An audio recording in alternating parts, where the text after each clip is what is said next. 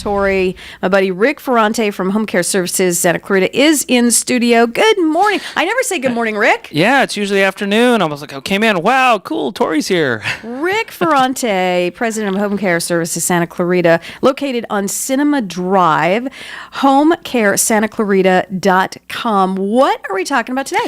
Yeah, we came in and I had all kinds of things to talk about, and then you and I had a discussion just as I walked in. I thought, this is something people ought to think about. We were talking about, and I often talk about seniors. I talk about people who are dealing with different things. Alzheimer's, dementia, issues getting around, that kind of thing. Mm-hmm. What we don't actually talk about a lot is the people that are caring for those people. So this is going to be sons and daughters, grandsons, granddaughters, other relatives or whoever that are in situations where, I don't know, did you ever I've never taken a class that said, this is how to care for your parents. Or Never. This is how, right? Never. We do all kinds of stuff, but this is not a skill that I was taught. I was not a skill that, and really, and to be honest, myself or anybody, it's not the kind of thing you go out there and go, I really want to learn this, right? Because it's not a whole lot of fun to think about when that situation someday is going to arise. So what happens is it comes up, and now it's an event. It's in your face. It's in your face, right? Mm-hmm. Mom's okay, everything's fine, and all of a sudden, Mom fell. Mom, I just realized, and maybe I realized it before, but I wasn't, really addressing it. And now I'm in this role. And this role is different. I'm not a daughter. I'm not a son. I'm not what I was, and I have not been trained in this. And we need to really think about the people in our lives that are in that position. So if you have friends, if you have relatives, or you have whomever that are in this position that are caring for somebody, obviously these are saints. These are people that do what they need to do to care for somebody. But for us that are seeing this with a friend or relative, we've got to recognize that this is tough and probably the toughest thing that they've gone through because they're not trained, because they're not experienced. And sure. Man, you spend all day with this sort of immersion of intensity here and frustration and, things that, gosh, how do I deal with this? Especially in a case of like a dementia or some cognitive issue, but even physical things, just, helping people get around and bathing, dressing, cleaning, that kind of thing. Now, sometimes people can have a professional, like an agency like us to help them. A lot of times they don't, or there's a mixture. So really think about those people in your life right now that are those caregivers, that are people that are helping others.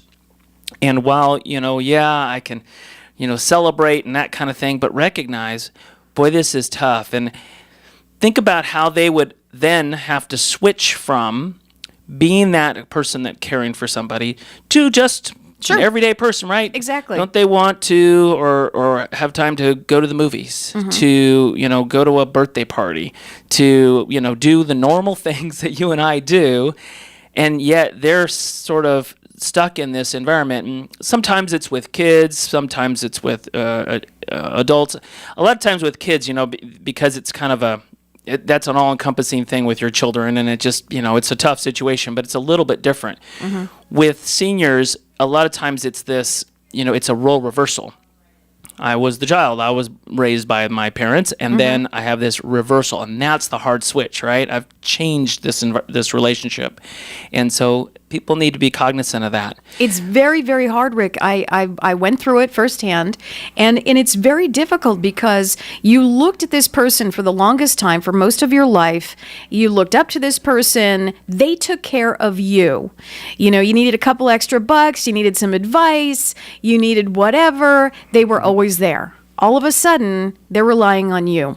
And it's that switch, it takes an emotional toll. And unless you're in it and it's in your face, I don't think people realize what a big impact that has on your life. Yeah, and I think what we need to think about, two things to think about and kind of come away with this. Obviously, we can go on in depth with this, but a couple things to think about. Number one, recognize there's people out there doing this. And if you see and you know somebody who's a caregiver, help them compartmentalize, help them kind of move towards they're able to live a life as well as, act in this role.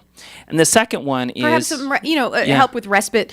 Sure. Give them, maybe step in for them for an hour or so, just so they can walk away for a second. exactly, or even just listen. I mean, what they're going through. A lot of times, people just need a voice or a sounding board. Meetings were so helpful, Rick, and I keep cutting you off. I'm so sorry, that's okay. but I experienced this, so I want to join in on the conversation. Meetings with people who are doing the same thing as you were such a huge help for me going through this, because I learned stuff. I was able to speak and shared my experiences with people, and you always walked away with, I had no idea. I don't feel alone anymore. You're going through the same thing. Oh, you gave me great advice. I'm going to try it with my dad tomorrow. See, those meetings were everything. Yeah, support groups and people that are going through the same thing are definitely going to Huge. Just practical assistance, as well as just people who recognize what you're talking about when you're saying, oh, gosh, this is happening. Oh, yeah, that's, happens to me every day. And then the last thing would be to think about how they're doing this and it's not just the physical and the skills and that, but also this mental thing. When you're doing this isn't a one day to the next. I don't have a, parent that's like everyday parent and then somebody who's in the hospital. Mostly it's a long progression. Right. And that long progression isn't instant. So those people who are seniors want and need and should be maintaining some level of independence, or a lot. It just depends on the situation. So we've got to recognize all of those pieces. Tough stuff. Get some advice. Get some people that have gone through it, like you say, because they will recognize even those elements. And so they'll start to give you some things to think about and chew on that'll absolutely help. And then if you're from the flip side and you see somebody out there that's dealing with this, hey, just let's sit down and talk about this. And I'll tell you, that's a world of difference. So for those out there, I think my message this morning is look around you and reach out. How do you do it, Rick? How do you come in? Every time you sit down with me and we talk about whatever it is going on, an event or a fundraiser or just caring for seniors, you come in here, the biggest smile on your face, always have energy for 10 people. How do you do it? Because I don't know if I could work at the position you're in and not put my head in the sand every once in a while and just escape. How do you do it? How do you do it, man? Well, obviously everybody goes through their ups and downs on these kinds of things. And when you're immersed in it, I think what happens is, and you can look, and it's not just me. You look at somebody, your neighbor or your relative or your friend that's doing this, and you're going to have the same question with them. And what's amazing is people are able to compartmentalize. They are able to kind of, if I'm immersed in this, do what I've got to do and then continue to live and then try to help others. There are a lot of saints out there, and I guess the message is let's help them as well. Just because it looks like they got it all together, right? I'm helping someone, I'm pushing them in with the wheelchair, I'm doing whatever, doesn't necessarily mean that they don't need somebody to just reach out their hand. Hey, you know what, let's sit down and have a cup of coffee and talk about it. Like you said, maybe some respite, whatever. And you'll realize that they can definitely use that, and that will absolutely keep them going. So I think that's a great message for people to learn. Absolutely. Those 10 minutes might mean everything. Everything. And maybe a batch of cookies, too. I'm just saying. Sure just saying. Rick Ferrante, Home Care Services. You can reach Rick if you need some advice, some help. A place to get started with all of this information, homecaresantaclarita.com. Always a pleasure, Rick. Have yourself a great Wednesday. You too. Thanks for having me.